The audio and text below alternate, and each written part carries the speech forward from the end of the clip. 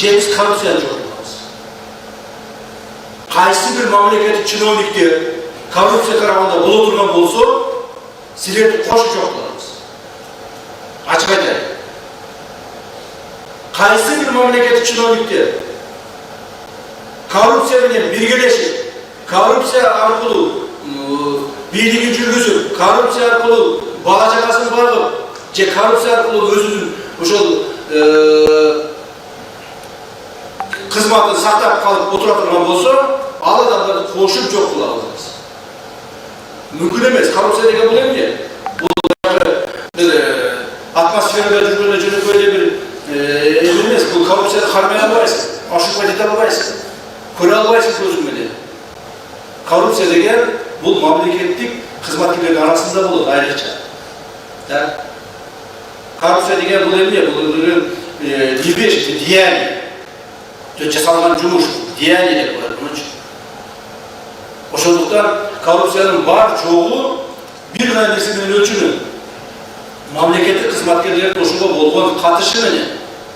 Туганда мен ушинтип башында биз бандиттер менен күрөшүп жок кылабыз десем, көпчүлүгү менин үстүмө күлгөн.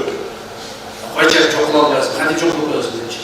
Баары бандиттердин колунда болсо, депутаттары bu başkaların, başkaların bilgi, akça, var uşun kolumuz, kaç çok mutlu edecek, sen ne, açsadan çok mutlu edecek de açık. Ama biz sistemle görüş kurup çok duralım. Korrupsiya da şunday yapalım. Azın açsan köp çocuk oyunu olacak. Ay çok almayısın korrupsiya demiş. Çok almayısın, koluna gelmeyin. Kıynalıp, onun bir gün azaytıp, ona kayra köyüp, şu cürev et korrupsiya. Korrupsiya çok almayısın. Men ayetler çok lazım. Çok kılamız. Sebebi biz özümüz katışmasak çok kılamız. Eğer korrupsiyalar men katışıp ketse tuğanda, anda korrupsiya hiç kimse çok olmayı kılıslar. Çok olmayı. Eğer men korrupsiya katışıp ketse, korrupsiya arqылы каким-то образом начну обогащаться или там реализовывать свои цели и задачи, значит коррупция никогда не исчезнет с нашего общества. Пока я буду занимать эту должность. Так? Ошондуктан мен таза болушум керек. Ошо коррупцияны күрөшөм деген. Коррупцияны бар кылып, коррупцияны эртең өркүдөтүп жибере турган мамлекеттик органдын жетекчилери таза болуш керек. Сиздер таза болушуңуздар керек. Мен түшүнүп атам, залда отургандар ичигерден ойлонуп атасыңар. Так, көз алдыңарга келип атат, кандай коррупция кылгандарыңар, кантип взятка алгандарыңар, кантип кайсы тендерден эмнени жегендериңер, кайсы кызматкерлерге кантип чогултуп силерге алып келип бергендери көз алдыңардан өтүп атат. Мен аны сезип турам. Мен сен араларда жашап атам. Асмандан түшкөн жокмун. Туурабы? Баарын билип турам, баарын сезип турам. Ошондо силер менен кошомун жок. Эгерде ким мен тарапта болбой турган болсо, значит, вы являетесь моим врагом по борьбе с коррупцией. Ким мен менен болсо, значит, биз чогуу коррупцияны жок кылабыз. Ушул нерседен, как мындай айтканда, оюңар түзө билет, да? Мен мындай жөн эле лозунг үчүн айтып аткан жерим жок.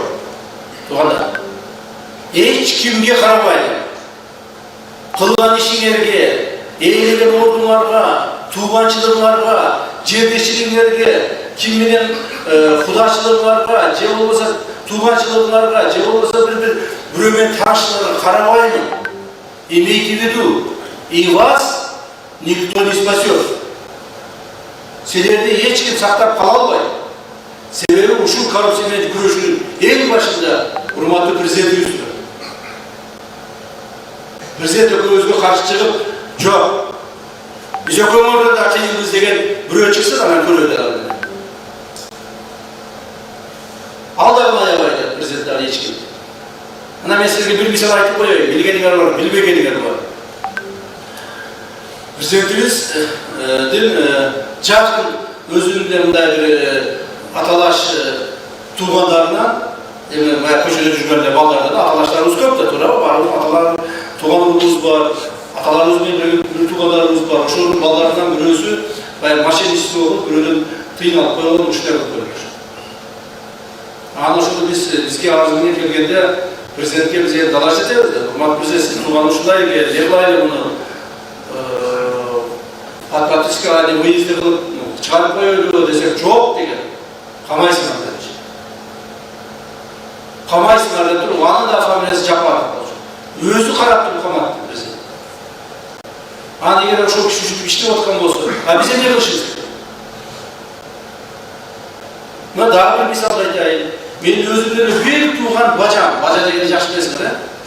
Бир тууган бажам, өзүмдүн аялымдын эжесинин күйөөсү.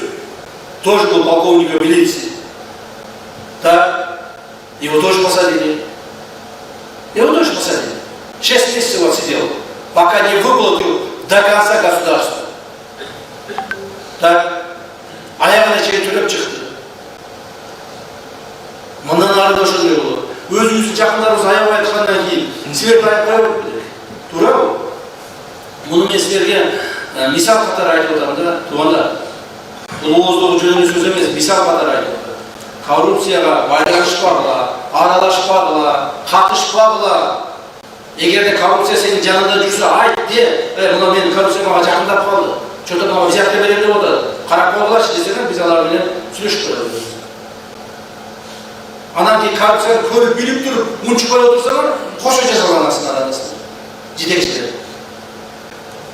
Макулбу? Туугандар, ушуну жакшылап түшүнүп алгыла деп айтып атам силерге. Жан силер эртең ушуну айтып эле, чын эле айтып эле биз туура эмес кылдым деп кийин өкүнгөнүңөргө да жакшы болот. Ушундай өкүнбөй турган болгула. Ошон үчүн коррупциялык элементтер менен күрөшүү маселесин биз биринчи орунга койдук. Мен бир нерсени айтып коеюн. Коррупция элементтери менен күрөшүүнүн акыркы 2 жылдык жыйынтыгын берип атат бизге.